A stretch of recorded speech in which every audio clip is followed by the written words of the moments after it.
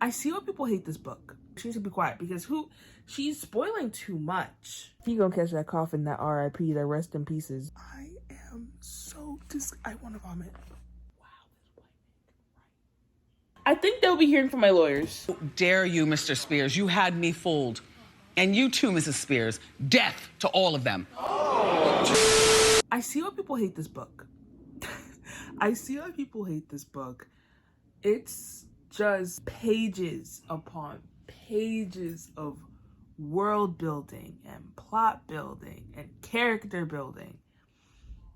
But I love this book. Like, I'm literally loving this book. I'm on page 125 and I'm loving it. I'm sincerely loving this book. But I do see how people can't get past a certain part and can't read past a certain part of this book. So I was on Goodreads and I saw Jack Edwards and I'm on reads.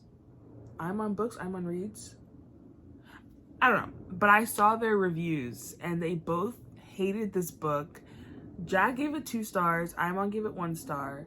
And first of all, Imon DNF'd the book after 60 pages. So I see her anger. I see why they don't like it, especially since Jack's biggest problem, one of them, was the fact that you see how this little blurb right here by Princess Aurelian, yeah, that little blurb, it actually spoils the entire chapter. So I'm trying to figure out why it's included before the chapter. Is it to make the chapter easier to understand? Because I think it's fairly easy to understand. Excuse me, but it ruins the element of surprise, the thing that's gonna make you go, wow, whoa, what's going on here? It ruins it in that little excerpt by Princess Aurelian. Who even is that? Who even is Princess Aurelian? Because she needs to sit in a corner somewhere. She needs to sit in a corner. She needs to be quiet because she's spoiling too much of it.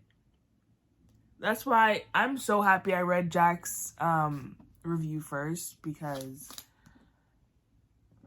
if I didn't, I would have been reading her excerpts and then ruining the book for me. I think that's why I've been loving it so much more, because I haven't been reading her little spoiler thoughts.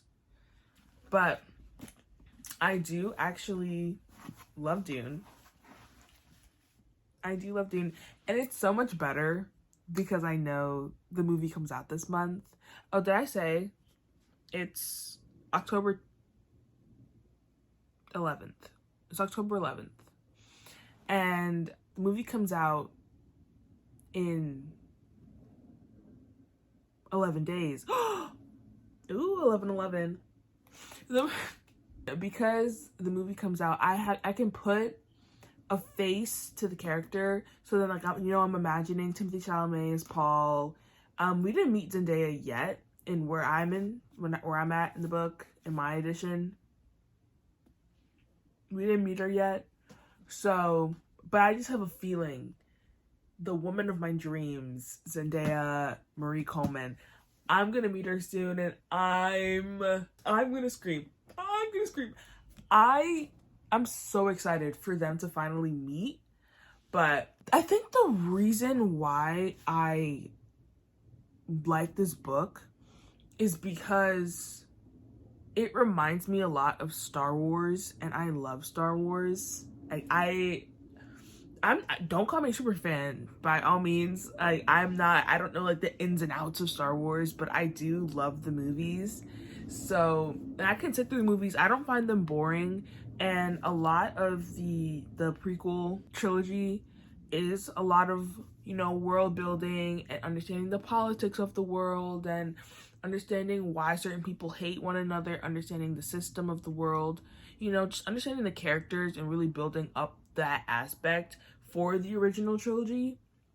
So that is what a lot of, you know, the beginning part is. And I think I presume essentially what book 1 of Dune is about, because this is breaking up into 3 books. Yeah. I don't know if I should, I don't think I like include spoilers. I might. I have no idea though. But I've just been loving that this book is not just Paul's point of view. Like, yes, obviously Paul's point of view is in it because he is the main character, but you get the point of view of Paul and you get his thoughts, Lady Jessica, her thoughts, the Duke, Hawat, Halek, Dr. Yue. You get literally almost everybody's thoughts, and the enemy, you get their thoughts too. And each chapter is not about Paul, which is awesome. I've never really read a book like this before, but I don't know what it is about old white men naming characters so similarly, because there's Hawat and Halek. And yes, I do know the difference between them, but it gets confusing sometimes. Like, I have to really, like, when they're in the same room, like the chapters that I just read, they were talking about strategy and what they should do on the planet of Atreides. No, Arrakis. Atreides is their family name. What they should do on Dune, how they can gain the upper hand against the enemy. And Hawat and Halek were in the same room together, and I really had to use all my brain meats to differentiate like who's who. But now I know now. I understand now. Like, I know who's who, but it gets confusing because they're both named H and the spelling is kind of similar. It's almost like I was watching Mayana Reads and her Salem Lot reading vlog, and she was talking about how Stephen King, he named these 3 characters Mark, Matt, and Mike. Why? Why do white men do that? Why do white men do that? Why would you name the character so similarly? Anyway, yeah, I think that's all I really have to update on. And I'll update again when I read further. Let's see if I'll DNF this. I don't think I will, though. That's the thing. Also, wait. I just find it so, like, the whole thing about the Bene Gesserit and how their whole thing is being an observer. Like, that's like the overarching goal of Bene Gesserit training, that you become like this skilled observer.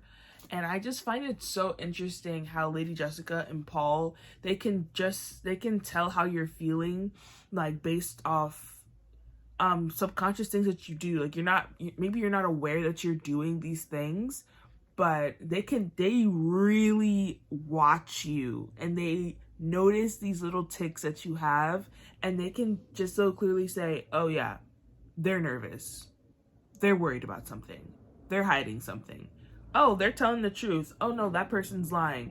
They can just tell by how you're speaking, like your mannerisms. And I find that really cool that Bene Gesserit training really does that. And in this book, they have worms that can eat factories whole. They just, like Alaskan bullworms. Like, I'm on page 208. Wow. I just read. Okay, it's not really a plot twist because they told us of the schemes of these people. They told us what's gonna happen, and it's finally happening. I'm still like, I'm in awe. It's almost like, because I think it's because there was so much world building, I kind of just expected that. I kind of forgot this was an actual story. But now that what they said was gonna happen is happening, wow. I'm just looking at this, I'm like, wow.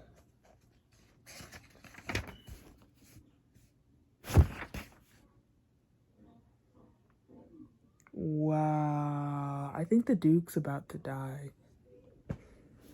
I think he about to die. He gonna catch that coffin, that R.I.P., that rest in pieces, rest in pixels. Honestly, okay, I could really, there's just so many other ways that the doctor could have killed Baron. There's just so many other ways. Like, he did not have to betray that family like that. He did not have to do that to the family. And he's so sad about it. But he's like, I'm determined to kill this man. The family is determined to take him down too, but he decided to take matters into his own hands and kill the guy by betraying the Atreides family. Like, wow. I'm just questioning where Paul is in all this. You know, did he catch his sixth sense? And, you know, is he hiding under a rock, a bed, in a closet? Like, where is Paul? Because last we checked, Paul is sleeping. But now they have Jessica tied up in the room where Paul was sleeping at. So I'm just trying to figure out where Paul is in this very present moment. Wow! I'm just shook, honestly. I'm just... Oh, and I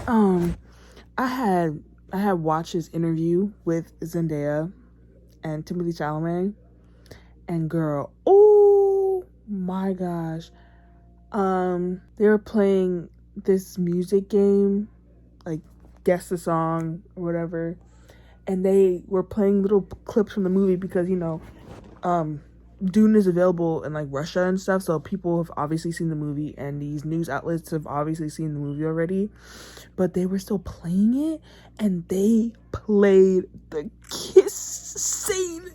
Thank you.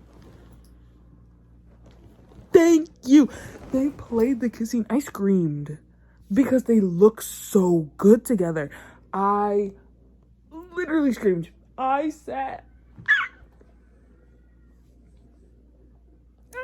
I'm so excited for Dune to come out. I'm actually so excited. That kiss scene was so... It was everything. It was literally everything. But I want to try to get to book 2 before I go to bed tonight. Because book 2 ends on page 255 and on page 208, like I said. It's currently... Whoa! It's 12:22 a.m. I did not know it was that late. Can you tell I watched a lot of books with Chloe by my reactions? Can you tell? She's just amazing in every single way. No words. I have no words for what I'm reading right now. No words.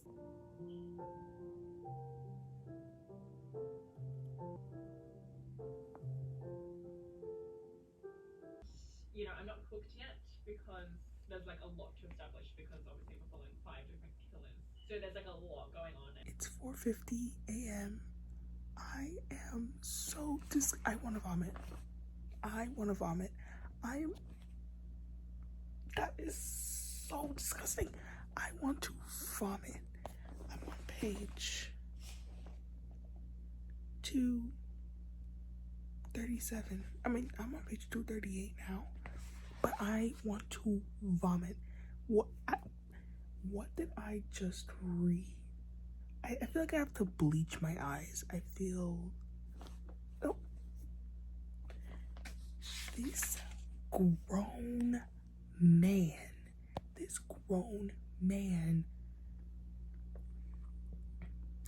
because his plan didn't work out,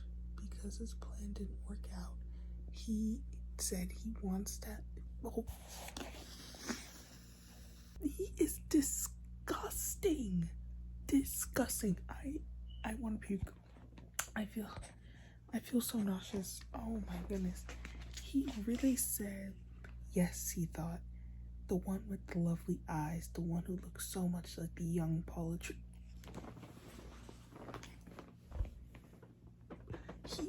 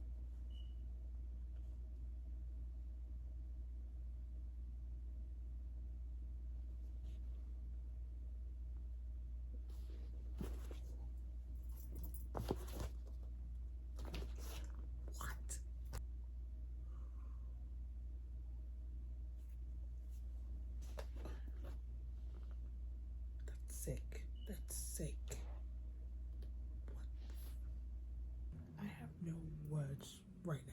Like, what is going on? At least I made it to book 2. At least I made it to book 2. Wow. Wow.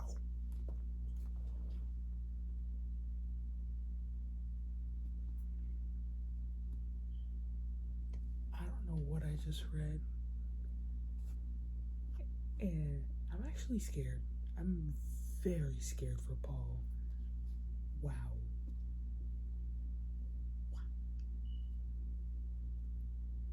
What? I am going to actually sue the person responsible for filming and capturing such a moment on camera.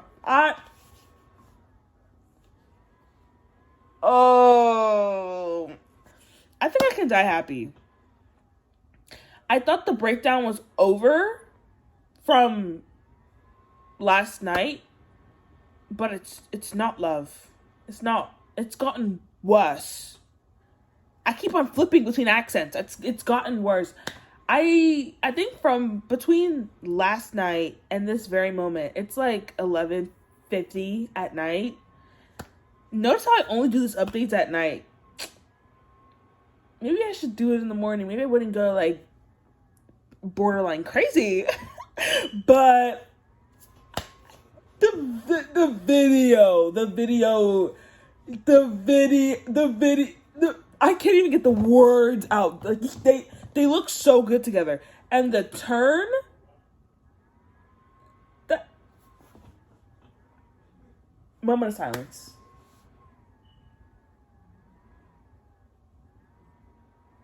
I think they'll be hearing from my lawyers. Do I have lawyers? No. But they will be hearing from them. They will. You have killed her. And we demand reparations. We demand reparations. We do. Have you seen a better set of good-looking people? No, they did God's work. They did God's work, and being in a movie together, God knew what he was doing. God knew what he was doing in putting the two good-looking people in a movie together. God knew what he was doing. God knew. Okay, so I finally finished book 2 of Dune, and I have a lot. Hold on, I have quite a few pink tabs in here. Because it's like Paul and Chani, which is Timothee and Zendaya. And I'm like, whoa! I'm just envisioning how these words are going to translate in the movie. Especially in the last chapter that I just read. When they were drinking, I don't even know what they were drinking. Like spice water, drugged spice water. Like, I don't even know what they were drinking.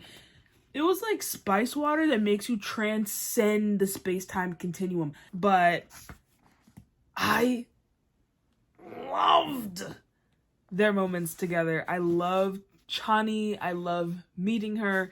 This book, book 2, it was a bit confusing, but I didn't mind it though. I think maybe I didn't mind it because the movie is coming out. But I think, like, apart from that, too, I didn't mind it. But there were a lot of confusing parts that I think due to the way that it was written, I was just, like, I can't visualize it. So I was confused. He's confused, too. But, girl, like, this whole test thing at the end with like the Reverend Mother and Paul, that was confusing. And then also the their thoughts. Like I reference this a lot, but if you read the book, they're always like when Paul or Jessica enter a new place, they always think like, oh, like that's over there, this is over there, gotta be cautious of the stalactites and stalagmites. There are no stalactites or stalagmites, just saying as an example. Oh, you gotta be cautious of this, that, and the third. And I'm just like, excuse me, that sort of makes the book. It doesn't make the book, but it gives depth to the characters because it lets us know how they think and what they think about each other and the situations that they're in. So I want to I just want to have an understanding of how that's going to be translated in the movie, you know? Because Paul, how when his father died, he just had this heightened sense of awareness. Like his mentat instincts just snapped and it just awakened in him. And he's getting all these calculations like he's Scarlett Johansson in Lucy. I have no idea. I just want to know how that those endless streams of consciousness is going to be paralleled in the movie. You know, it was confusing to keep up with. So is that supposed to reflect how confusing they feel about these streams of consciousness? Just like, especially Paul, how they feel about the streams of consciousness that this happens through them. Like they can't control it, just all constant input of information, constant outcomes of what could possibly happen in the future, like them worrying about it. And then, you know, her doing, and then you have Lady Jessica doing her training whenever she's stressed, whenever she is scared. She always like thinks to herself, oh, calm down. Like, fear is the mind killer. The Baron chapters, that was something in and within itself. I don't like that man. I do not like that man. He makes me immensely uncomfortable. But I'm praying for his downfall. I see his downfall in my brain. And I'm excited for him to just kick rocks, essentially. I'm excited for his plan to fall through because he thinks that Paul and Jessica are dead. He thinks the Atreides line is no more, but they're not dead. So. And now Paul doesn't really trust his mother. It's weird. It's really weird. It's confusing, but I'm enjoying myself, you know? So I think I might read Dune Messiah, since it's pretty short in comparison to the rest of the series. I think it is the shortest book in the series, ranking at like 300 or 50 pages. But I think I'm definitely going to read Dune Messiah because I'm quite invested now. Ooh, I have one more book to go. I kind of just want to read something else because this has been cooking my brain for so long. So long. I finished this book yesterday. And the only reason why I didn't update yesterday was because I was like so tired. My brain actually cooked. Fried, burnt, brittled, steamed, ready for eating, honestly. This book, the way the ending fried my brain, just off wake up, I have thoughts. I'm ready to talk about it now. Not fully, my brain still hurts, but I just want to be done with this vlog, honestly. Okay, so I decided to give this book 3 stars because it was just confusing. It was confusing towards the end. Like the more I progressed towards the end of the book, I was like, what is this white man trying to say right now? I was so confused. And it was just the way he decided to write certain things, like the way it was, like the dialogue between the characters, like instead of just saying a clear sentence like, oh, he had done this bad, it was just, or like he had done this terribly, he would just say stuff like he had done this terribly, like it's weird. It's so weird, like, how he would write things. And then I would have to be like, wait, hold on. I have to sit there and reread the sentence because the way that Frank Herbert wrote it was so unnecessary. Like, why did you have to write it like that? I know we both speak the same language, bestie babes. Like, why did you have to write it like that, friend? Why? But it's actually a really nice story. I think I will consider reading the rest of the series. I'll see how Dune Messiah goes. I think I'll get Dune Messiah and I think I'll read it because also I won't have the pressures of trying to read this book before Dune Day, which is today. I won't have the pressures of trying to read this book before Dune Day. It took me 13 days to read this book. 13 days, but I loved every second of it, I guess, for the most part. And I think also in part to that, because I'm in school and it is midterm season, I would not have enough time to read the book at reasonable times of the day. Like, I would read this book while I'm in class sometimes, and then also I would read this book in the wee ungodly hours of the morning. Literal proof is in this vlog that I stayed up so long just to read this book. Are you kidding me? So, yeah, I think that's also in part to the level of friedness. But I think the only reason why I would read Dune Messiah is for Alia,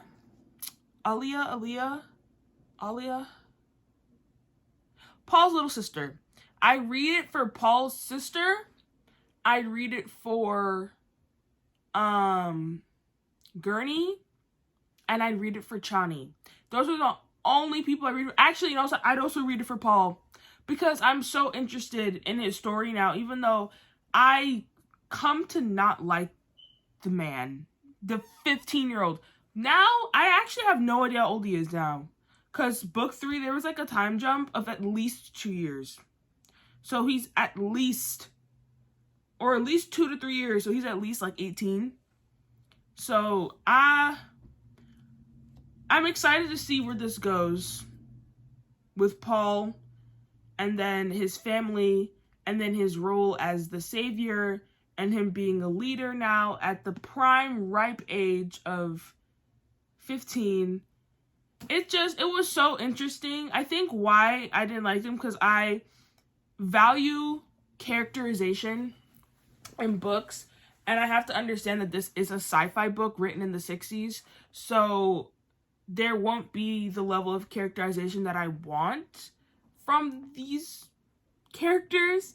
So it's mainly going to be like plot based and world building based, so it's not really going to be focused on the characters.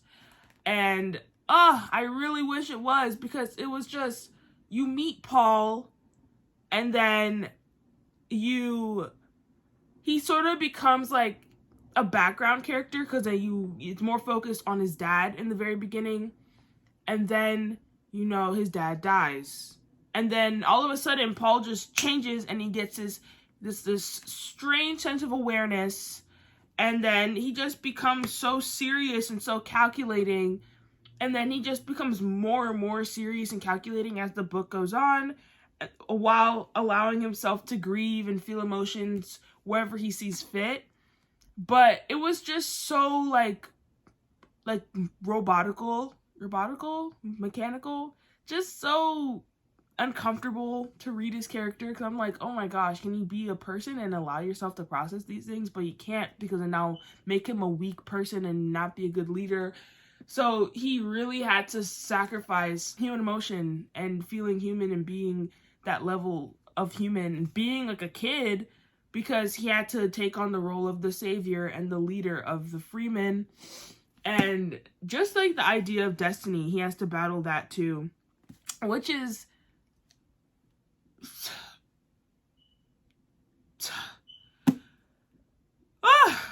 what is the purpose of the Princess Aurelian excerpts at the very beginning of each chapter? Is it to help the reader?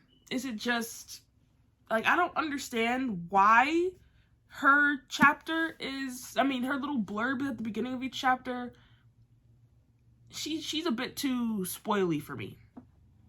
And even if it's to help the reader understand what's going on in the chapter, because the writing can get a bit, like, dense at times, she doesn't say anything in a clear way. She says it, like, in such a rhythmic, like, riddle-esque kind of way. Like, she doesn't say anything clearly. Like, she says enough that you sort of understand what's going on, but never enough to say what she means to say clearly, which is so weird. It's so weird. So I don't understand. Like, you get to meet her at the very, like the third or second to last chapter of this book.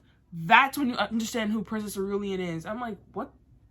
Then what's the point? I don't understand the point of her little blurb. I literally don't understand the point. What else was I going to talk about? Oh, the spice. The spice. Do you understand? I don't know if it's because I was too slow to catch on to it, or because of the way that he writes, but it took me so long to realize that spice is a drug. Like, it took me so long to realize that the spice was a drug. I thought we were talking about, you know, spice, like cinnamon, pumpkin spice, nutmeg. I thought we were just talking about spice. But, you know, I'm like, in my brain, I was like, you just growing that from the ground? I should have thought drugs in the first. I should have, but my brain just didn't function that way.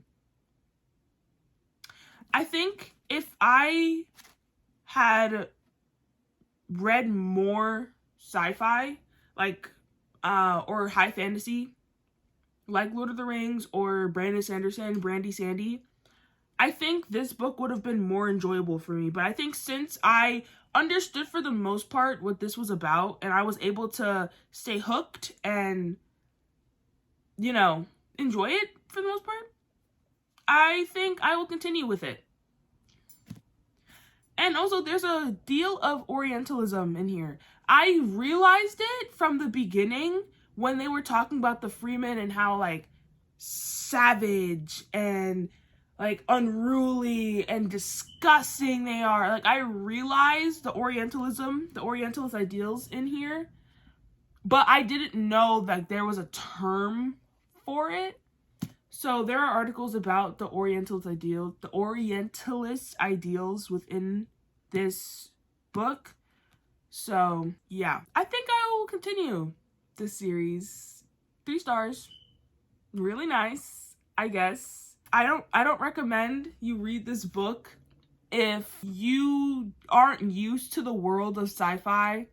If you're not used to sci-fi, if you read like romances, typically,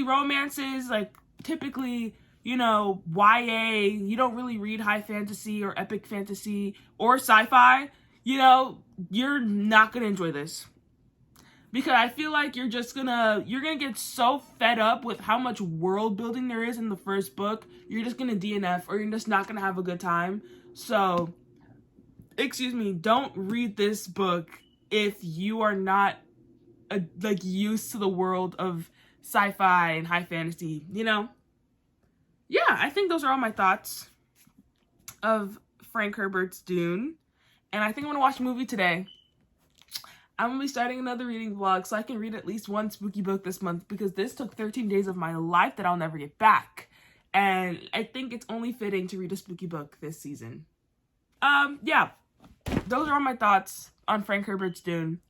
I hope you enjoyed this reading vlog. If you read the book Dune, let me know what you think down below, because I need to talk to someone about this. Yes, babes. If you watch the movie, let me know what you think about it. I think by the time this video goes up, I would have already seen the movie. So let me know what you think about it. And yeah, I'll see you next time.